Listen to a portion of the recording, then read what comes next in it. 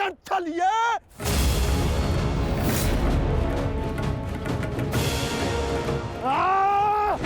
चलिए पाखंडी, आज मैं तेरा अंत करके ही रहूंगा कृष्ण। पहले रखो मित्र, क्रोध मुझे भी आ रहा है। अपने क्रोध को युद्ध के लिए बचा के रखो।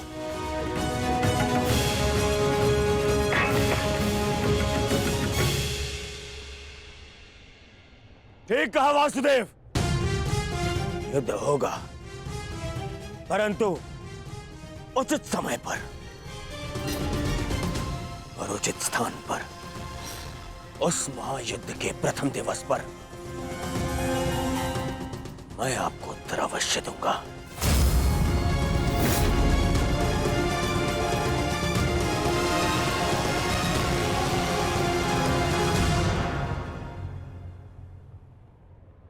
तुम चोटिल हो मित्र, आओ तुम्हें तुम्हारे शिविर पर छोड़ दूं। आओ।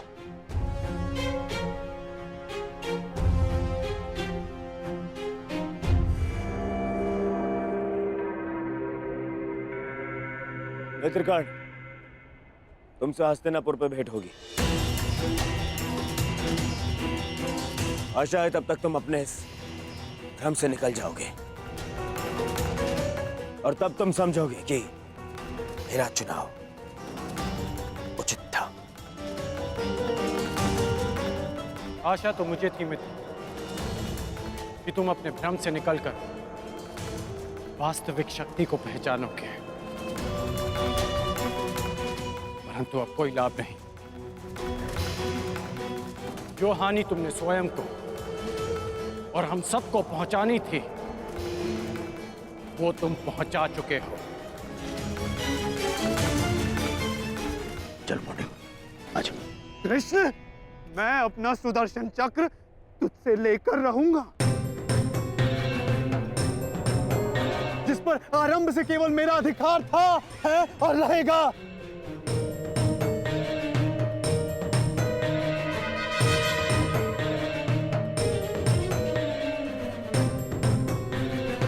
हेलो सारथी।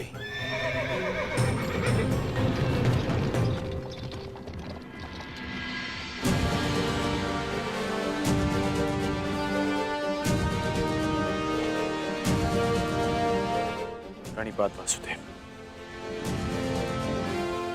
आज्ञा थे। इतनी भी क्या शीघ्रता मित्र?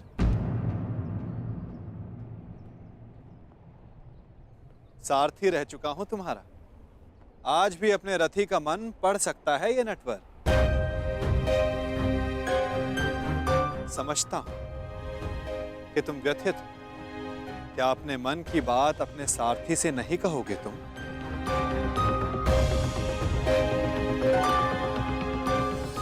अपने रथी का मन आप पढ़ सकते हैं ना, तो पढ़ लीजिए। इसीलिए कहता हूं मित्र, तुम्हें प्रसन्न होना चाहिए। दुर्योधन ने उचित चुनाव किया, उसे शक्ति चाहिए थी, उसे मिल गई। नारायणी सेना अब उसके आदेश के अधीन होगी। नारायणी सेना में नारायण ही ना हो तो वो कैसी नारायणी सेना केशव?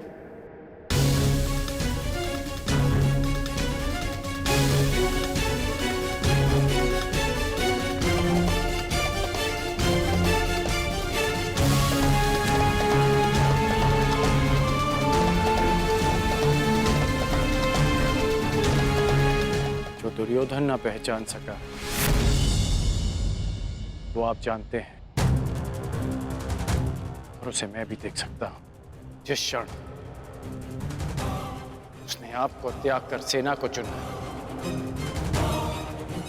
उसी क्षण उसने विजयश्री थाल में सजाकर पांडवों को भेंट कर दी।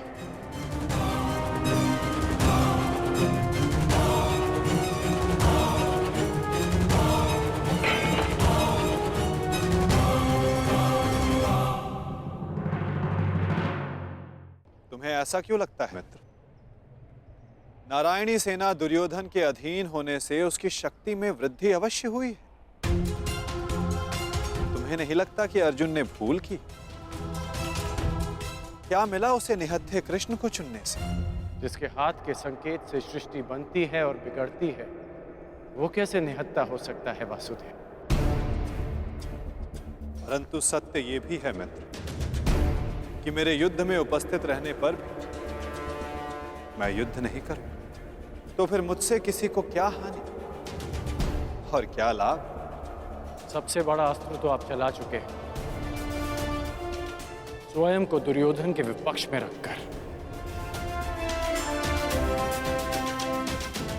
आप ही कहते हैं ना कि निर्णय ना लेना भी कभी कभी सबसे महत्वपूर्ण निर्णय होता है, कि हम पक्ष ना चुनकर भी कभी कभी पक्षपात कर जाते हैं, भले ही संसार ना देख पाए। परंतु मैं जानता हूं कि आपने पक्ष लिया है वासुदेव।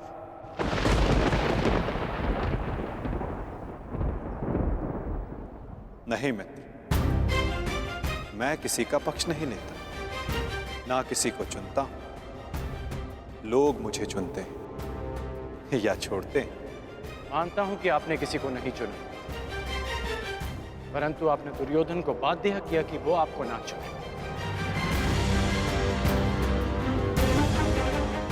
आपने ऐसी परिस्थितियां उत्पन्न की कि वो ही आपको चुने जिसे आप चुनना चाहते हैं।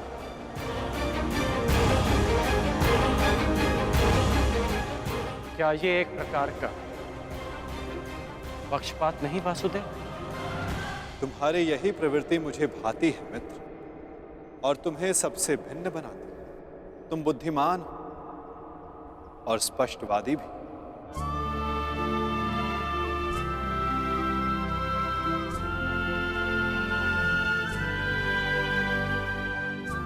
ऐसा होकर भी क्या लाभ वासुदेव, जब मैं आपका साथ ना पा सका।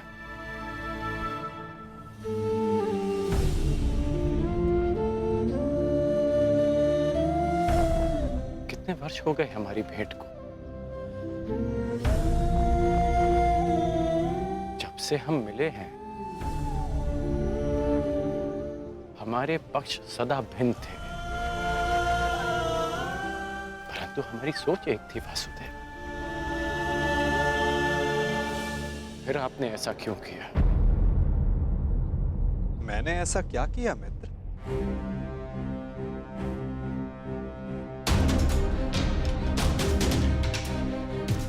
आप सब जानते हैं फिर भी ये प्रश्न कर रहे हैं।